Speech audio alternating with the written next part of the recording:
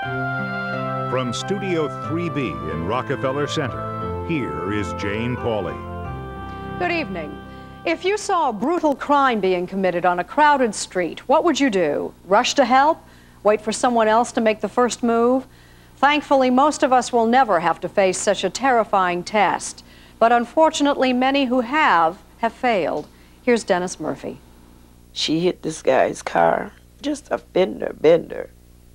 And he went to his truck and got a crowbar and started beating her car.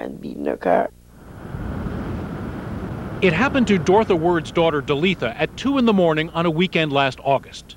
She was headed home after a summer night spin through Belle Isle, Detroit's popular island park, when she sideswiped a car and didn't stop.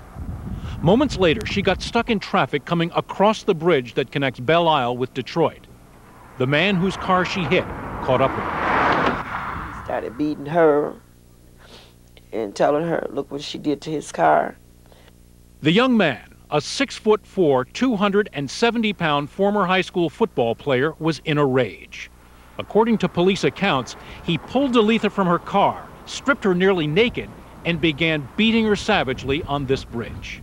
Delitha, not 5 feet tall, escaped her attacker twice, and twice he caught her.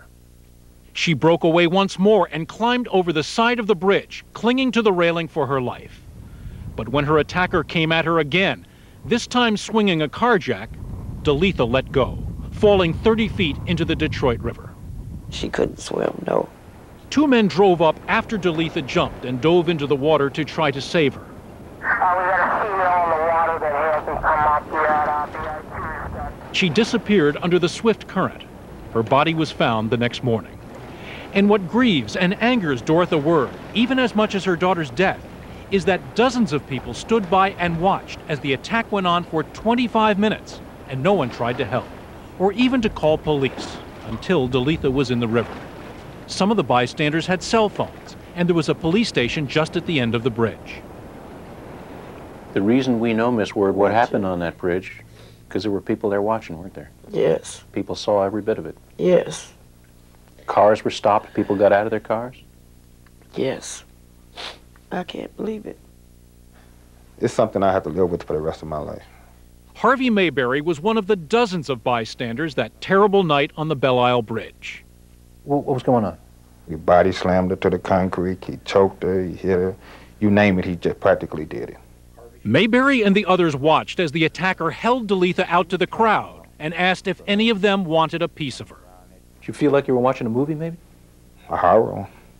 That crowd would become notorious nationwide as the bystanders, the incomprehensible bystanders who watched and did nothing as a young woman suffered a horrific death. How could you just stand by, idly by, and watch somebody beat somebody like this and beat them, and you don't do anything? You don't even try to stop them. I mean, 35 or 40 people could have rushed him. They didn't even try to do that. I would never forget that night. And I'm always wonder, what if I'd have done this, if I'd have done that. But he did nothing. And neither did bystanders in a frightening litany of recent incidents. In Washington, D.C., 4 construction workers watched as a woman was mugged. In Los Angeles, 30 bus passengers just sat in their seats as their driver was beaten senseless. And in Virginia, 6 people stood by as a store clerk was badly beaten and left bleeding in a corner. No one even called police. When you hear tragic stories like Delitha Word's and countless others like it, you might ask yourself, how could those people be so inhuman? And you might say to yourself, well, if I'd been there, surely I would have stepped in and done something. But would you? University researchers have been asking exactly that question now for decades, and what they found out about bystanders, like those people on the bridge, could cause you to disregard forever that old adage, there's safety in numbers. There's trouble in numbers. People tend to freeze each other and cause each other not to respond. Princeton psychology professor John Darley was inspired to run a series of experiments on bystanders by something that happened nearly 30 years ago. Another notorious case of inaction. The murder of a young New York woman, Kitty Genovese. Genovese screamed for help repeatedly during the 35-minute stabbing, but no help came, even though more than 36 neighbors heard her cries from their apartments. The public was horrified, but Professor Darley says they shouldn't have been surprised. We see these incidents on television, John, and we say we're not that spineless person. You're exactly right. That's what we say. We mustn't keep coming to that conclusion. We have to think about the uncomfortable fact, the uncomfortable truth, that I might not help. Darley says there is something else, something more than fear of getting hurt or involved that governs our responses. There's inaction in numbers. The more people who hear or see someone in trouble, the less likely that any individual will help. The person who crumbles to the sidewalk with a heart attack, are they better off having one person there or 3 or 4 people seeing them? I'm afraid they're better off having one person there, because if one person is there, that one person knows if this person is going to get help, it has to come from me. This is all pretty standard stuff. To demonstrate his findings that people react differently in groups than alone, Dr. Darley and his colleague Jeff Stone put some students to the bystander test. They were brought into a video lab room under the guise of watching a tape and commenting on it. They'd be paid $10 for evaluating the tape. So that's sort of how this whole thing's set up. As the students arrived, they were walked past a man posing as a maintenance worker. 5 minutes into the videotape, the students would hear what seemed to be the man falling from his ladder and moaning, out of view around the corner. Our hidden cameras watched to see how they'd respond. At first, there's just one test subject behind our one-way mirror. Whoa! I heard a sort of cry or a groan, and I decided that it was definitely something that needed to be investigated. Very common single-person reaction. Single-person reaction. Nobody else. I gotta move. Another student, another crash. Whoa. The student has to evaluate what he's hearing and decide to help or not. Notice the poker face. Isn't that marvelous? He's helping me. He turned off the tape so he can go back and start the tape where it was while he's helping. What made you decide to act, to intervene? The fact that I was the only one there, I had to do something. Again and again in his research, Darley found that the overwhelming majority of people, when alone, help. You okay?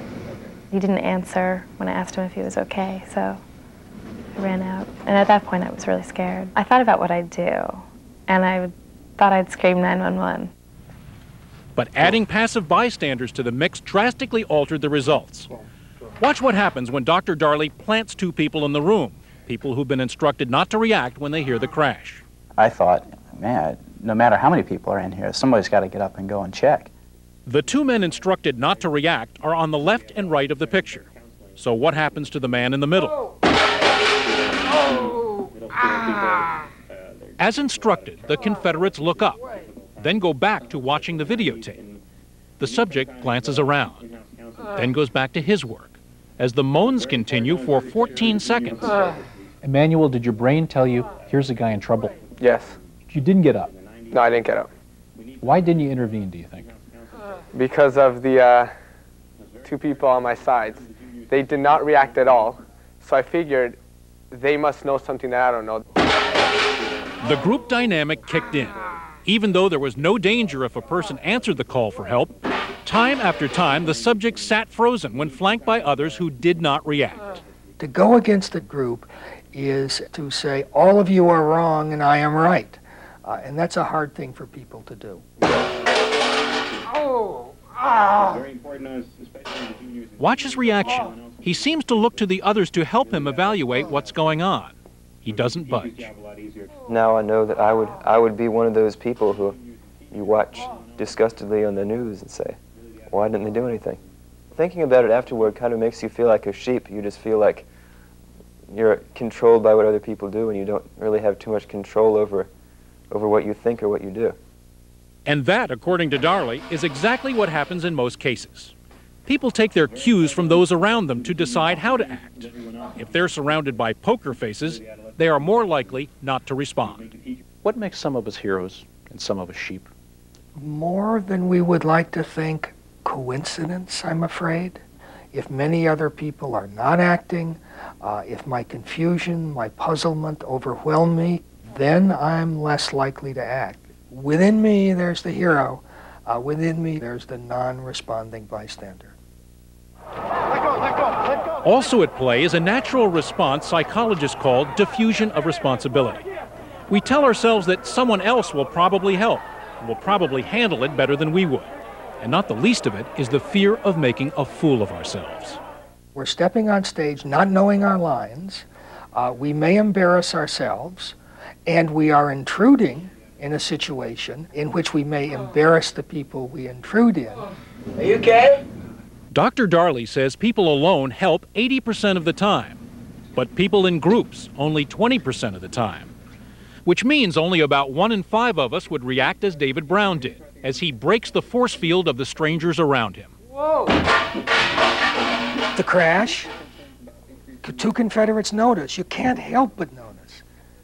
He hears it, looks, and it's almost as if he's looking at a wall. And he was clearly coping with, they're not acting. They're telling me there's no trouble here, and dealing with that. Sometimes what everybody else is doing is not necessarily the right thing, so you have to just kind of ignore it and do whatever you think is right. Good advice, but a highly unusual reaction, dead opposite of what most of us do when we're just another face in the crowd. So what should we do if we get in trouble? If we find ourselves the victim, if we are the person on the sidewalk with a heart attack, and we see the people out there who might help, but their faces are just frozen like pottery, what do we do? Let's make clear that there's no ambiguity about what's happening. I'm saying I'm the victim. I really need help. Everybody, I really need help. And you, Mr. You, I'm looking you in the eyes. Will you please do whatever? Pick a face out of the crowd? Pick a face out of the crowd. That person knows the responsibility rests with him, with her. Dr. Darley says that just one person stepping forward in a crowd can transform the group from passive to active. The thing that haunts us, I suspect, is that might have happened on the Detroit Bridge. It is a question that haunts Harvey Mayberry every day. For the rest of my life, I'm going to have to deal with that. If I had done this, then maybe she'd still be here. But it took one person to step forward still, and nobody did. Nobody did. But I honestly believe if one person had to step forward, because I know I would have, but to be the first one, no. We can all find ourselves on that bridge, and we could all find ourselves not responding. But if we understand why that might be so, we are more likely to be freed to respond. Just yesterday, a jury in Detroit brought back a guilty verdict for the man charged with killing Deletha Ward. 20-year-old Martell Welch Jr. could be sentenced to life in prison.